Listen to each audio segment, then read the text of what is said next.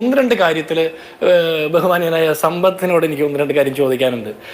ഇതേ ഗവർണർ 2022 ഫെബ്രുവരി 18 നയപ്രഖ്യാപനം നടത്തി. അപ്പോൾ ഞാൻ നേരത്തെ സൂചിപ്പിച്ചതുപോലെ AK ബാലൻ പറഞ്ഞത് സർക്കാരും ഗവർണറും രണ്ട് തട്ടിലാണെന്ന് വരുത്തി തീർക്കാൻ പ്രതിപക്ഷം ശ്രമിച്ചു എന്ന് പറഞ്ഞു. പക്ഷെ ഒറ്റ തട്ടിലാണ് എന്ന് കാര്യങ്ങൾ ബോധ്യപ്പെട്ടില്ലേ എന്ന് ചോദിച്ചു. അതിനുശേഷം 2023 ജനുവരി 26 ഗവർണർ പറയുന്നുണ്ട് ഇത് എൻ്റെ കൂടി സർക്കാരാണ്, അതുകൊണ്ട് ഞാൻ നയപ്രഖ്യാപനം വായിക്കും എന്ന് പറഞ്ഞ് നയപ്രഖ്യാപനം വായിക്കുന്നുണ്ട്. 2023 ജനുവരി എന്ന് പറഞ്ഞാൽ കഴിഞ്ഞ വർഷമാണ്. ഇത് കൃത്യം ഒരു വർഷം മുമ്പ് ഇവർ തമ്മിൽ വലിയ തർക്കമില്ല. കണ്ണൂർ യൂണിവേഴ്സിറ്റിയിൽ ഗോപിനാഥ് രവീന്ദ്രൻ നിയമിക്കുന്ന സമയത്ത് തർക്കമില്ല. ഗവർണറുടെ ആവശ്യപ്രകാരം RSSകാരനായിട്ടുള്ള ഹരിയേഷ് കർത്തയെ അദ്ദേഹത്തിന്റെ സ്റ്റാഫിൽ നിയമിച്ചു കൊടുക്കാൻ പിണറായി സർക്കാർ തർക്കമുണ്ടായില്ല. പിൻവാതിൽ നിയമനങ്ങൾ നടത്തുമ്പോൾ യൂണിവേഴ്സിറ്റികൾ അടക്കം നടത്തുമ്പോൾ ഗവർണർ നോക്കിയിരുന്നു, അന്നേരം ഒന്നും ഒരു തർക്കമില്ല. ഗവർണർക്ക് പ്ലഷർ പോയതിന്റെ പേരിൽ ഉന്നത ഉദ്യോഗസ്ഥൻ, അതായത് ജ്യോതിലാൽ എന്ന് പറഞ്ഞ പൊതുഭരണ വകുപ്പിലെ അഡീഷണൽ ചീഫ് സെക്രട്ടറിയെ മാറ്റിക്കൊടുക്കുന്ന നിലപാട് വരെ ഈ സർക്കാർ എടുത്തു. ഇത് വലിയ സാമ്പത്തിക പ്രതിസന്ധിയുടെ സമയത്തും ഗവർണറുടെ ഓഫീസ് ആവശ്യപ്പെടുന്ന തുകകളെല്ലാം ട്രഷറി നിയന്ത്രണങ്ങൾ മറികടന്നുകൊണ്ട് തന്നെ അനുവദിക്കുന്ന രീതിയിലേക്കും ഈ സർക്കാരുകൾ മുന്നോട്ട് പോകുന്നു. ഇങ്ങനെയൊക്കെ നടക്കുന്ന സാഹചര്യത്തിൽ പിന്നെ എന്തുകൊണ്ടാണ് പെട്ടെന്നൊരു സുപ്രഭാതത്തിൽ സർക്കാരും ഗവർണറും തമ്മിൽ അഭിപ്രായ വ്യത്യാസത്തിൽ എത്തിയ എന്ന എൻ്റെ ആദ്യത്തെ ചോദ്യത്തിന് ഇതേവരെ ഇവരാരും മറുപടി പറഞ്ഞില്ല. ഇനി രണ്ടാമത്തെ താങ്കൾ പറഞ്ഞ ചോദ്യത്തിലേക്ക് ഞാൻ ഉത്തരത്തിലേക്ക് വരാം. അതിന് സമ്പത്ത് പറഞ്ഞൊരു മറുപടിയുണ്ട്. ആരുമായി ഒരു തർക്കത്തിനും ഞങ്ങൾ ഉദ്ദേശിക്കുന്നില്ല, LDF വിവാദത്തിന് ഞങ്ങൾ ഉദ്ദേശിക്കുന്നില്ല. നാളിതുവരെ നിങ്ങൾ നടത്തിക്കൊണ്ടിരുന്നത് എന്ത് പരിപാടിയാ? നിങ്ങൾ പറഞ്ഞല്ലോ ഡൽഹിയിലേക്ക്, ആദ്യം നിങ്ങൾ പറഞ്ഞ നവകേരള സദസ്സിന്റെ പരിപാടി അവസാനിപ്പിച്ചാൽ പിന്നെ 1,05,00,000 ബസ് നേരെ ഡൽഹി കൊണ്ടുപോയി പാർക്ക് ചെയ്യുന്ന പറഞ്ഞേ. എന്നിട്ട് ഹൈഡ്രോളിക് ലിഫ്റ്റിൽ മുഖ്യമന്ത്രി ഇറങ്ങി പ്രതിഷേധിക്കുമെന്ന് പറഞ്ഞേ, അവിടെ സമരം നടത്തുമെന്ന് പറഞ്ഞേ. പിന്നെ എങ്ങനെയാ അതൊരു സമ്മേളനമായിട്ട് മാറുന്നത്? സമരവും സമ്മേളനവും തമ്മിൽ ഒരുപാട് വ്യത്യാസങ്ങളുണ്ട്. അത് പല രീതിയിലാകാം. പക്ഷെ അതിന്റെ ഗ്രാമർ മിസ്റ്റേക്കിനെ കുറിച്ചൊന്നും ഞാൻ പറയാൻ ഉദ്ദേശിക്കുന്നില്ല. പക്ഷെ നിങ്ങൾ സമരം നടത്തുന്നത്, നിങ്ങൾ അതിന്റെ കാരണങ്ങൾ സമ്പത്ത് പറഞ്ഞാണ് ഏറ്റവും വലിയ രസകരം. കേരളത്തിന് കിട്ടേണ്ടതായിട്ടുള്ള ആനുകൂല്യങ്ങൾ കേന്ദ്ര സർക്കാരിന്റെ ഭാഗത്തു നിന്ന് കിട്ടാൻ വേണ്ടിയിട്ട് ഇതുവരെ കിട്ടിയില്ല, പരിഗണന കിട്ടിയില്ല. പരിഗണനകൾ നേടിയെടുക്കാൻ വേണ്ടിയിട്ടാണ് നിങ്ങൾ ഈ സമ്മേളനം നടത്തുന്നതെന്ന ഞാൻ ഒരൊറ്റ കാര്യം താങ്കളോട് ചോദിക്കട്ടെ. എല്ലാ ബഹുമാനവും നിലനിർത്തിക്കൊണ്ട് കേരള സർക്കാർ പ്രത്യേക പദവി നൽകിക്കൊണ്ട് ക്യാബിനറ്റ് റാങ്കോടുകൂടി താങ്കളെ ഡൽഹിയിൽ പ്രതിഷ്ഠിച്ചല്ലോ. താങ്കൾ എന്ത് സേവനമാണ് കേന്ദ്രവും കേരളവും തമ്മിൽ ഒരു സംസാരം നടത്തിക്കൊണ്ട് അല്ലെങ്കിൽ ഒരു ടോക്ക് നടത്തിക്കൊണ്ട് കേരളത്തിന് വേണ്ടി നേടിക്കൊടുത്തത്? അതിനുശേഷം വേണു രാജാമണിയെ നിയമിച്ചില്ലേ, KV തോമസിനെ നിയമിച്ചില്ലേ? ലക്ഷക്കണക്കിന് രൂപ കേരളത്തിന്റെ പൊതു ഖജനാവിൽ നിന്ന് ചെലവഴിച്ചുകൊണ്ട്, നിങ്ങൾക്ക് ഓണറേറിയം തന്നുകൊണ്ടും നിങ്ങളുടെ സ്റ്റാഫിനെ നിയമിച്ചുകൊണ്ടും ഒക്കെ കോടിക്കണക്കിന് രൂപ കേരളത്തിന് ചെലവഴിച്ചില്ലേ?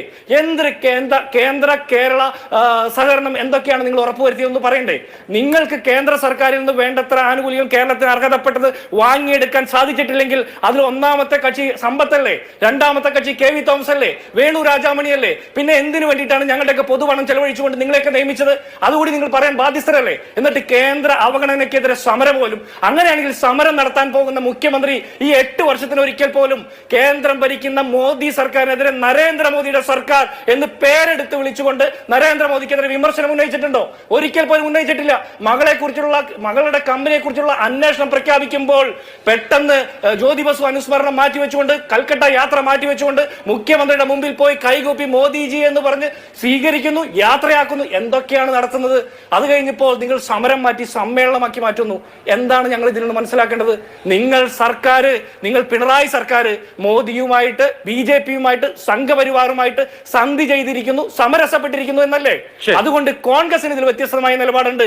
കേന്ദ്ര സർക്കാരിന്റെ ഭാഗത്തു നിന്ന് കൃത്യമായിട്ട് പ്രതിപക്ഷ രാഷ്ട്രീയ കക്ഷികൾ ഭരിക്കുന്ന സംസ്ഥാനങ്ങളോട് വിവേചനമുണ്ട്, അതിൽ തർക്കമൊന്നുമില്ല. പക്ഷെ കേരളത്തിന്റെ പ്രത്യേക സാമ്പത്തിക സാഹചര്യം പരിശോധിക്കുമ്പോൾ കേരളത്തിന്റെ സാഹചര്യം എന്താണെന്ന് ഒരു ധവളപത്രം ഇറക്കാൻ നാളിതുവരെ പ്രതിപക്ഷം ആവശ്യപ്പെട്ടിട്ട് കേരളത്തിന്റെ സർക്കാർ തയ്യാറായിട്ടുണ്ടോ? കേന്ദ്ര ധനകാര്യമന്ത്രിയും കേരളത്തിന്റെ ധനകാര്യമന്ത്രിയും പത്രസമ്മേളനത്തിൽ പറയുന്നതല്ലാതെ ഇവരെ രണ്ടുപേരെയും നുണപരിശോധനയ്ക്ക് വിധേയമാക്കണമെന്ന് കേരളത്തിലെ പൊതുസമൂഹം ആവശ്യപ്പെടുന്നത് ഏതാണ് സത്യമെന്ന് നമ്മൾക്ക് അറിയണ്ടേ? ധവളപത്രം ഇറക്ക്. എന്താണ് രാഷ്ട്രീയ സാഹചര്യം, എന്താണ് ഇവിടുത്തെ സാമ്പത്തിക സാഹചര്യം? ട്രഷറി പൂട്ടാൻ പോയിട്ടും ഇവരുടെ പത്രസമ്മേളനങ്ങൾക്ക് അപ്പുറം വസ്തുതകൾ നിരത്തിക്കൊണ്ട് പറയാൻ ഇവർക്ക് എന്താണുള്ളതെന്ന് നമുക്കറിയണ്ടേ അഭിലാഷേ? ശരി, ബഹുമാന്യനായ സമ്പത്ത്, താങ്കളെ ഞാൻ ബഹുമാന്യൻ തന്നെയാണ് പറഞ്ഞത്. കാരണം താങ്കൾ ഒരു മുൻ MP ആണ്. താങ്കളുടെ ചർച്ചകൾ ഞാൻ കാണാറുണ്ട്, പ്രസംഗങ്ങൾ കാണാറുണ്ട്. താങ്കൾ വളരെ മാന്യമായിട്ടൊക്കെ സംസാരിക്കുന്ന ഒരു വ്യക്തിയാണ്. പക്ഷെ ഞാൻ താങ്കളോടൊരു ചോദ്യം ചോദിച്ചപ്പോൾ താങ്കൾ എൻ്റെ പ്രായത്തെ കുറിച്ചിട്ടൊക്കെയാണ് അഡ്രസ്സ് ചെയ്യുന്നത്. ഞാൻ ചോദിച്ച ചോദ്യത്തിന് ഉത്തരം പറഞ്ഞില്ല. നമ്മുടെ പ്രായം പരിശോധിക്കുന്ന ചർച്ചയല്ല ഈ നടക്കുന്നതെന്ന് ഞാൻ മനസ്സിലാക്കുന്നത്. അപ്പോൾ പൊതുസമൂഹത്തിന്റെ മുമ്പിൽ അഭിലാഷിനോ ജിൻഡോ ജോണോ ഗണേഷിനോ അതിന് മറുപടി പറയേണ്ട കാര്യമില്ല. പക്ഷേ കേരളത്തിന്റെ പൊതുസമ്പത്തിൽ നിന്ന് സമ്പത്ത് എന്ന് പറഞ്ഞ മുൻ MP ക്ക് അങ്ങനെ 20 ലക്ഷത്തി ചില്ലാൻ രൂപ ആനുകൂല്യം നൽകിക്കൊണ്ട് ഡൽഹിയിൽ ലൈസൺ ഓഫീസറായിട്ട് നിയമിച്ചിട്ടുണ്ടെങ്കിൽ എന്ത് സേവനമാണ് കേരളത്തിന്റെ പൊതുസമൂഹത്തിന് നൽകിയത് എന്ന് ചോദിക്കാനുള്ള അവകാശം എനിക്കുണ്ട്. കാരണം ഞാൻ മേടിക്കുന്ന അരിയിൽ നിന്നുള്ള നികുതി പണത്തിൽ നിന്നും താങ്കൾക്ക് ശമ്പളം കിട്ടിയിട്ടുണ്ട്. അപ്പൊ അതിന് മറുപടി പറയാൻ താങ്കൾ ബാധ്യതനാണ്. 1.5 വർഷം കൊണ്ട് 20,33,000 രൂപ താങ്കൾ കൈപ്പറ്റിയിട്ടുണ്ട്. കോവിഡ് കാലത്ത് വീട്ടിലിരുന്നിട്ട് പോലും താങ്കൾ അത് കൈപ്പറ്റിയിട്ടുണ്ട്. നിയമസഭാ ഇലക്ഷന് തൊട്ട് മുമ്പാണ് താങ്കൾ അത് ആ സ്ഥാനത്ത് നിന്ന് മാറുന്നത്. കേരളം വലിയ രീതിയിൽ പ്രളയത്തിന് ശേഷം സാമ്പത്തിക പ്രതിസന്ധിയിലായിരിക്കുന്ന സമയത്താണ് താങ്കളെ നിയമിച്ചത്. അന്ന് സംസ്ഥാനത്തിന്റെ മുഖ്യമന്ത്രിയും കേരള ഗവൺമെന്റും പറഞ്ഞത് കേന്ദ്ര സർക്കാർ പദ്ധതികളും ധനസഹായവും വേഗം നേടിയെടുക്കാനും സംസ്ഥാന സർക്കാരിന്റെ മറ്റ് ആവശ്യങ്ങൾ നിറവേറ്റുവാനുമാണ് ഇദ്ദേഹത്തെ ക്യാബിനറ്റ് റാങ്കോട് കൂടി ഡൽഹിയിൽ ലൈസൺ ഓഫീസറായിട്ട് നിയമിച്ചതെന്ന. അങ്ങനെയാണെങ്കിൽ അത് ചോദിക്കാനുള്ള അവകാശം ഞങ്ങൾക്കില്ലേ? അതിന് എന്റെ പ്രായത്തെ കുറിച്ചിട്ടല്ല താങ്കൾ പറയേണ്ടത്. എന്റെ പ്രായം കുറവ് കൂടുതലായിക്കോട്ടെ, താങ്കൾക്ക് അതിനൊരു മറുപടി ഉണ്ടാകേണ്ടതാണ്. ഇനി ഞാൻ ചോദിക്കുന്ന അടുത്തത് താങ്കൾ പറഞ്ഞൊരു കാര്യം, അതിനോട് കൂടി ഒരു കാര്യം കൂടി പറയാനുള്ളത്, ഇവിടെ ക്ഷേമ പെൻഷൻ കിട്ടാത്തതിന്റെ പേരിൽ ഒരു ഭിന്നശേഷിക്കാരൻ ആത്മഹത്യ ചെയ്തതിന്റെ 2 ദിവസം കഴിഞ്ഞാൽ നമ്മൾ ഈ ചർച്ച നടത്തുന്നത്. താങ്കൾക്ക് MP പെൻഷൻ ഉണ്ടായിരിക്കുമ്പോഴാണ് താങ്കൾക്ക് പ്രത്യേക നിയമനം നൽകിയത്. ഇവിടെ കർഷകർക്ക് കൊടുക്കുന്ന നെല്ലിന്റെ പണം കിട്ടാതെ ആത്മഹത്യ ചെയ്യുന്ന കേരളത്തിൽ നമ്മൾ ചർച്ച ചെയ്യുന്നത്. കേന്ദ്രം കേരളത്തോട് അവഗണന കാണിക്കുന്നു എന്നുള്ള രാഷ്ട്രീയ വിഷയം, സാമ്പത്തിക ശാസ്ത്രപരമായിട്ടുള്ള വിഷയം, തർക്കം നമുക്കത് നടത്താം. പക്ഷെ കേരള സർക്കാർ എന്ത് ചെയ്തു? നിങ്ങൾ 8 വർഷം മുമ്പ് പറഞ്ഞില്ലേ LDF വരും എല്ലാം ശരിയാക്കുമെന്ന്. അന്ന് നിങ്ങൾ പറഞ്ഞു കേന്ദ്രം കൂടി കനിഞ്ഞാലേ എല്ലാം ശരിയാക്കുള്ളൂ എന്ന്. നിങ്ങൾ കണ്ടീഷൻ അപ്ലൈ എന്ന് പറഞ്ഞില്ലല്ലോ. നിങ്ങൾ വന്നാൽ എല്ലാം ശരിയാക്കുമെന്ന് പറഞ്ഞിട്ടുണ്ടെങ്കിൽ എല്ലാം ശരിയാക്കണം. കേന്ദ്ര അവഗണനയുടെ പേരിൽ മാത്രം നിങ്ങൾക്ക് ഒളിച്ചു കടക്കാൻ പറ്റില്ല. നിങ്ങൾ സാമ്പത്തിക രംഗത്ത് കേരളത്തിൽ എന്ത് ചെയ്തു? നിങ്ങളുടെ ധൂർത്തും കെടുകാര്യസ്ഥയും പിൻവാതിൽ നിയമനങ്ങളും ഇത്തരത്തിലുള്ള പാർട്ടി നിയമനങ്ങളും മൂലം കോടിക്കണക്കിന് രൂപ ചെലവഴിച്ചില്ലേ? എന്നിട്ട് കേരളത്തിൽ ഈ വലിയ സാമ്പത്തിക പ്രതിസന്ധി വരുമ്പോൾ അതിന്റെ മുഴുവൻ ഉത്തരവാദിത്തം കേന്ദ്ര സർക്കാരിന് കൊടുക്കാതെ നിങ്ങൾ എന്ത് ചെയ്തു എന്നുകൂടി നിങ്ങൾ പറയണം. നിങ്ങളുടെ നികുതി ഘടന പരിഷ്കരിച്ചോ? എത്രത്തോളം നികുതി കളക്ട് ചെയ്തിട്ടുണ്ട്? കേരളത്തിന്റെ സാമ്പത്തിക രംഗത്തെ ഉത്തേജിപ്പിക്കുന്ന എത്ര നടപടികൾ നിങ്ങൾ സ്വീകരിച്ചിട്ടുണ്ട്? എത്രത്തോളം വലിയ പ്രോജക്റ്റുകൾ നിങ്ങൾ സ്വീകരിച്ചിട്ടുണ്ട്?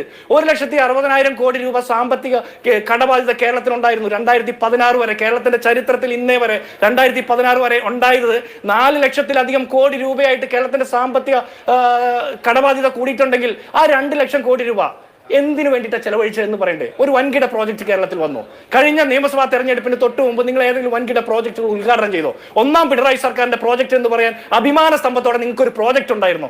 എന്തിന്റെ പേരിലാണ് നിങ്ങൾ ഈ പണം ചെലവഴിച്ചത്? എന്താണ് നിങ്ങൾ നടത്തിയത്? നിങ്ങളുടെ പിൻവാതിൽ നിയമനങ്ങൾക്കുള്ള ശമ്പളം കൊടുക്കാൻ വേണ്ടിയിട്ട് നിങ്ങളുടെ പാർട്ടിക്കാരെ കുടുംബശ്രീ ക്യാൻറ്റീൻ തൊട്ട് യൂണിവേഴ്സിറ്റിയിൽ അധ്യാപക തസ്തികയിൽ വരെ നിങ്ങൾ നിയമിച്ചില്ലേ? പാവപ്പെട്ട ആളുകൾ പെൻഷൻ കിട്ടാതെ മരണപ്പെടുന്ന ഒരു കേരളത്തിൽ സാമ്പത്തിക പ്രതിസന്ധിയുടെ മുഴുവൻ ഉത്തരവാദിത്വം കേന്ദ്ര സർക്കാരിനെന്ന് പറഞ്ഞുകൂടാ. അഭിലാഷ് ചോദിച്ച ചോദ്യത്തിനുള്ള മറുപടി, കേന്ദ്ര സർക്കാരിന്റെ ഭാഗത്തു നിന്ന് പ്രതിപക്ഷ രാഷ്ട്രീയ കക്ഷികൾ ഭരിക്കുന്ന സംസ്ഥാനത്തോട് വിവേചനമുണ്ട്. കർണാടകയോടുണ്ട്, തമിഴ്നാടിനോട്, ബംഗാളിനോടുണ്ട്, നിരവധി സംസ്ഥാനങ്ങളോടുണ്ട്. പക്ഷെ അവിടെ ഒന്നും പെൻഷൻ കിട്ടാത്തതിന്റെ പേരിൽ ആളുകൾ മരണപ്പെടുന്നില്ല. വണ്ടി ഓടിക്കുന്ന ഡ്രൈവർമാർ, സർക്കാർ വണ്ടി ഓടിക്കുന്ന ഡ്രൈവർമാർ ശമ്പളം കിട്ടാത്തതിന്റെ പേരിൽ കോടതിയിൽ പോകുന്നില്ല, മണ്ണ് കൊണ്ട് ഓണസദ്യ ഉണ്ടെന്നില്ല. ഇതൊക്കെ കേരളത്തിൽ നടക്കുന്നുണ്ടെങ്കിൽ കേരള സർക്കാരിനും ഉത്തരവാദിത്തമുണ്ട്. കേന്ദ്ര സർക്കാർ കേരളത്തോട് അവഗണന കാണിക്കുന്നുണ്ട്. കേന്ദ്ര സർക്കാരിന്റെ സാമ്പത്തിക നയങ്ങളെ തിരുത്തണമെന്ന് തന്നെയാണ് ഞങ്ങൾ